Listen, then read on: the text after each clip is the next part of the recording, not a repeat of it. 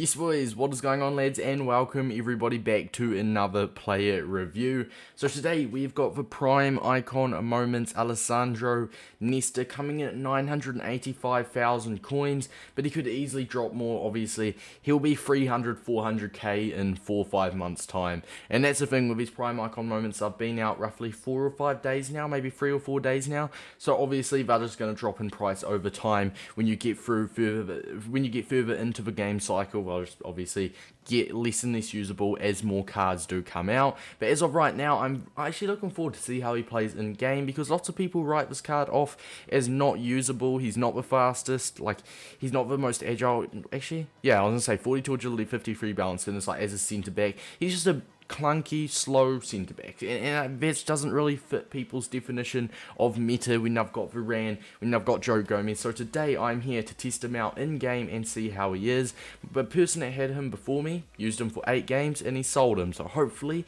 that's not a bad sign. Maybe he didn't like him, or maybe he just got a little nice profit from it, who knows. Maybe actually he packed 7.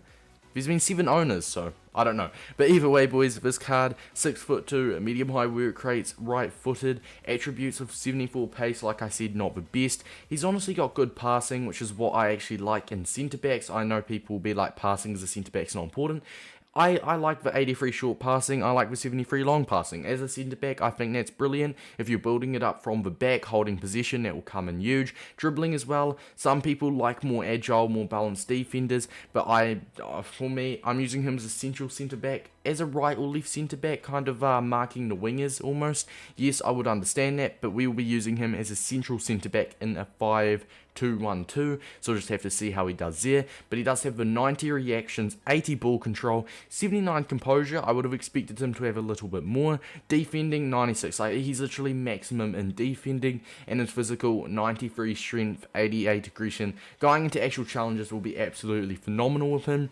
Now, my opponent had a shadow on him before I brought this card. I haven't changed anything with this card. I'm not going to be putting a shadow on him. I'm literally thinking you need that plus 10 pace boost, so it's either a shadow, a hunter, or a catalyst. Shadow for me is useless because the defending boost is so unnecessary. The difference between 97 stand tackle and 99 will be nothing, literally nothing. And the hunter is also useless. Who would want a 10 pass, 40 finishing to 50 finishing? You're not buying a centre back to bang them in from the halfway line, are you? So I'm going to be changing this shadow to a catalyst, also a plus 10 boost, but also, why not? Let's just max his part, or not max his passing out, but let's really juice his passing out. I feel like that's the smartest thing to do, because he's already got 96 defending, so there's really no point having a shadow on him. All of his defending stats are like, obviously they average out to 96. Yeah, 89 hitting accuracy is his lowest, 95 interceptions, 97 awareness, 97 stand tackle. So he does once again go to 84 pace with that catalyst, but he also does go to 83 long passing and 88 short passing. I'm looking forward to trying this card. He's got a power hitter trait. Team player, I'm not too sure what that does in game. I don't think it does anything. Power hitter is actually the best trait to have as a centre back, with corners and all of that good stuff. Icon profile, for anyone wanting to know, he's a little bit of a Lazio and Milan legend. Boys, let's get into the review. Is he worth it? Found a match straight away, and as I always say, with division rivals, especially when you're in Division 1, the good thing when you are reviewing defenders is you don't have to be attacking. I don't have to try and win the game, you know what I mean? Obviously I want to try and win the game, but at the same time I don't have to sweat it out, because at the end of the day, no matter what my opponent is, my defenders are going to be tested, so Nesta will be pushed to the limit. It's a solid team here, and he's got player of the month Bruno. Alex Telles is actually pretty good in the game. Boateng, I know for a fact, is cracked, as we're actually trying Nesta over Boateng, so it'll be interesting to see the difference. Nesta's got 6 less pace, but obviously better in the defending and physical area. This will be a very interesting. I'm actually excited to try him out. I'm actually really excited to try him out, lads. Bringing Nesta out, that is huge. That is actually the first thing he's had to do all game. You guys could probably see my opponent right there. It's just playing so slow, so boring, dribbling around, not doing a thing. First big thing he's had to do all game. That was beautiful from Nesta. Back down to Nesta. Good pass. Once again, see, like areas like this is where the short passing and long passing does come in very helpful. So we're going to give that down to Pele. Very nice. And just from that, I've now like set up a little bit of a counter attack. Fernandez, go on, beautiful. Hard pass down to Bruno. Once again, I'm telling you, lads, passing as a centre-back is very, very underrated. It's very underrated. Like, people just look past that and they go, I mean, it's a centre-back. They don't need passing. And there's so much times where they do. And especially, it does depend on your play style. Like, with me, I like, especially with Nesta, my central centre-back, I like pinging the balls down to Pele, to Ronaldo, as you guys have been seeing. And then from there, I can start that counter-attack. Nesta, brilliant pass. I mean, you guys are probably getting sick of me just putting passes in, but I just want to prove to you guys that passes as centre-back, like example, the pass that Nesta has just used, has just started this attack here. There you go. Now, this is areas that Nesta would struggle, like right here, against a Ronaldo. But no, who needs pace when you are freaking Nesta? Dude, that physical, that tackle. Oh, go on, Nesta, lad. He is well, I mean, so far, he's put in 2 perfect tackles. 100% completion rate in tackles, you could say.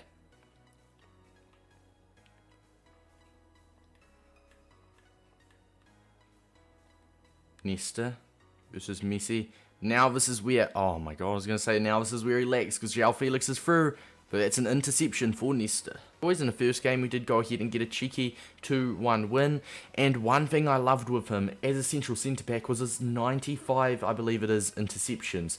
That right there helped counter my opponent's Ronaldo, my opponent's Messi, and João Felix was a problem. Dropped the 4.8. You know why? Because he was in Nesta's pocket, lads. He was in Nesta's pocket. That's why my opponent's Felix dropped the 4.8. Man, I should message my opponent, ask him if he wants his opponent, if he wants Felix back from Nesta's pocket, because honestly, my opponent, boys, was one of the most boring players. He was trailing by 2 goals, and he was still playing the possession game, literally getting nothing from it. What were the possession stats? He had 59% possession, and what did he do with it? Absolutely nothing. Absolutely nothing. 29% of it was in his, 21% of it was in his half. 29% of it was in the middle. So it is quite funny there. But Nesta just absolutely pocketed Messi, Ronaldo, Felix, and the reason behind that, and the main thing, I thought multiple times Nesta was going to be caught out with his pace, because obviously Felix, Ronaldo, Messi are all fast, but Nesta's interceptions really made up for that. That's why the 95 interceptions as well is very crucial as a centre-back. I really did like that, and as a central centre-back, I've obviously got Campbell and Desai on the right and left to him, which are more fast centre-backs. Desai with 84 pace, Campbell with 83, so they can help counter the wingers more, and then Nesta with a 74 in the middle, holding it all together. But his interceptions, his tackling, he's done everything right this game. Let's hop into the next one, boys. Right, lads, next game, let's see, I'm mainly focusing at the attackers, and 9 times out of 10, you know you're going to be seeing Neymar's, Mbappe's.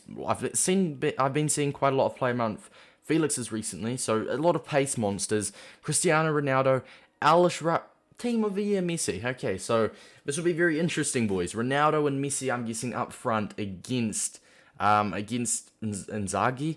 Same nation, but against Nesta.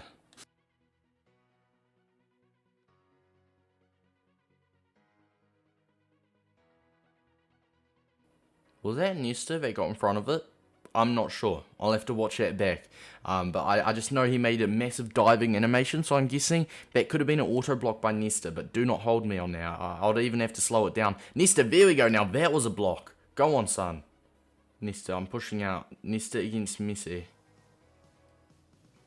Oh, Nesta. Dude. I'm telling you, lads, that's what, 3 interceptions so far? 2 this game, 1 last game. This man is everywhere. Right, here we go. Now this is where I would be worrying with Nesta, because his 74 pace isn't the fastest. But once again, he's got that tackling and stuff to help counter that. We do get it out in the end. But I was just very jammy. We do give a tackle through, and that should count as a tackle. Beautiful stuff. And like I said, with his pace, if you got a Neymar running at him, or if he's in a running race with Mbappe or Neymar, yeah, lads, it's over. It is over. But like I said, if you can get yourself in front of a ball, like we've done there, that's another tackle. This dude, defensively, is brilliant. He is brilliant defensively. I feel like everyone's just writing him off because of his pace. He is doing absolute bits right now. Boys, going to his pros and cons on the screen. Starting off with his pros, it is straight away going to be his high defensive work rate, a must-have as a centre-back, and he has got it. I have seen some centre-backs in general that do have medium, some even low-medium, like my mid-Campbell, but his medium-high defensive work rates are absolutely exceptional. And boys, starting off with the pros, right, it's going to be his short passing, and as you saw and multiple times throughout the video, especially in the first game, I was full of praise, especially with his passing. I honestly loved it, and like I said, I feel like this is very slept on with centre-backs, because you're not going to buy a centre-back and look for the passing, but for me, boys, the passing was probably one of my favourite things with him, that he could actually set up counter-attacks from that centre-back position. Also, it is going to be the 90 reactions, and just in general, everything defending-wise. 95 interceptions, 97 awareness, 97 stand tackle, 98 slide tackle. I definitely feel like a catalyst was the best option, because you still get that plus 10 boost, and you get an even better short passing and long passing boost, going from 73 long passing to 83, and 83 short passing to 88. I definitely feel like the catalyst was the right choice. And as for physical as well, 93 strength and 88 aggression. Going into challenges, just there's not much else you really want to change with that, is there? 88 aggression, 93 strength, just like I said, going into actual tackles, you feel very confident. Power hitter trait as well, it's not going to be considered a pro nor a con, obviously it is just there. Now boys, going to the cons, yes, it is going to be his pace, and obviously there's going to be times where that 74 pace will bite you in the ass against Lionel Messi, or even a team of year Messi like we just faced, against Cristiano Ronaldo, against the player of the month Felix, which are some cards you'll be seeing often. Mbappe and Neymar as well, a very good shout. It's going to be very hard, and that's just the main reason he is so low priced, is because of that pace. But the thing is, what I found with him, across with his high defensive work rates, his incredible defending, his really solid physical, his interceptions especially made up for that. He positioned himself as well very nicely, which is under defensive awareness. His reactions were brilliant, so he positioned himself very well, and going into tackles, he was absolutely exceptional. So I feel like if you can use him like I did, if you're using a 5 at the back, as a central centre back, and you can have maybe 2 more pacey centre backs on the side, I'd highly recommend doing that. If you were to buy him and you're playing at 4 in the back, if you're playing 4 at the back, personally, he'll be exposed a lot more that way, because you'll have him and your other centre-back. If you say your opponent has a Neymar coming on, 1v2, and they decide to go Nesta's way, it's Neymar versus 74 pace Nesta. We all know how that's going to end. Neymar's got, what, 94 pace, 93 pace? So then, if you were to compare it with when you have a 3 at the back, you've got your wing backs. Personally, I'm playing an attacking variation of a 5 at the back, so my wing backs work as like wingers, get forward, overlap. So then you're left with your 3 centre backs, so almost as if it's like a 3-5-2 in a way. Your 3 centre backs. If your opponent decides to go to the right of you, you've got Campbell, and the left of you, you've got Desailly, 2 very pacey and capable centre-backs. If they want to go straight down the middle, they have Nesta, who obviously would be guarded in a sense by Campbell and Desailly, so he wouldn't have to use that pace as much. So I would say, as a central centre-back and a 5 at the back, this card is a must-have in my opinion, because he makes up for that pace. But if you're using 4 at the back, lads, I'm sorry to say, this card, in my opinion, just is not going to cut it, because he's going to be exposed so much with that pace. Like 74 pace, going to 84 with a shadow is good, but still, you have to remember you're facing attackers with much more pace than that. But other than that, boys, he's 980k at the minute, but he will definitely be dropping throughout the year as the time goes on. Like this time last year, around the end of last FIFA, he was, I believe, 200k, right? Something crazy like that. So let's just say, as of right now when you're watching this, he's for 950k, but I do know as the game goes on, he'll be dropping so much. So by the time you're watching this, he could be 300k, he could be 400k. So for rating out of 10, it is very hard with these icon moments to give him a value, because the value right now of 950k will mean more, this card will mean more now than it will 5 months later down into the FIFA cycle. But overall, boys, the rating out of 10 for me is going to be a 7 out of 10. A very nice solid 7. Defensively, he's incredible, and for me, he made up for that pace. But then again, if you are using a 4 at the back, obviously just him and another centre back paired up, he's going to be exposed. But lads, hopefully this review did help you out. If it did, make sure to drop a like and subscribe. We are indeed on the road to the big 5k. We're around 40 subscribers away as I am recording this. It's been your boy Davis, and until next time, boys, I'll see you all later. Peace out, guys.